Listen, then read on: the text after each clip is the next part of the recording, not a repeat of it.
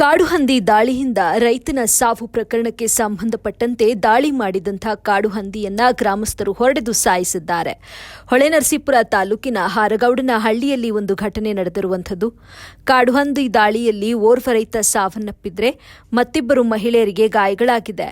ಜಮೀನಿನಲ್ಲಿ ಕೆಲಸ ಮಾಡ್ತಾ ಇದ್ದಂಥ ವೇಳೆ ರೈತನ ಮೇಲೆ ಕಾಡುಹಂದಿ ಏಕಾಏಕಿ ದಾಳಿಯನ್ನ ನಡೆಸಿದ್ದು 63 ವರ್ಷದ ರೈತ ರಾಜೇಗೌಡ ಸಾವನ್ನಪ್ಪಿದ್ರೆ ಶಾಂತಮ್ಮ ಮತ್ತು ನಂಜಮ್ಮ ಎಂಬುವವರಿಗೆ ಸಣ್ಣ ಪುಟ್ಟ ಗಾಯಗಳಾಗಿದ್ದು ಹಾಸನ ಏಮ್ಸ್ ಆಸ್ಪತ್ರೆಯಲ್ಲಿ ಗಾಯಾಳುಗಳಿಗೆ ಚಿಕಿತ್ಸೆ ಕೊಡಿಸಲಾಗಿದೆ.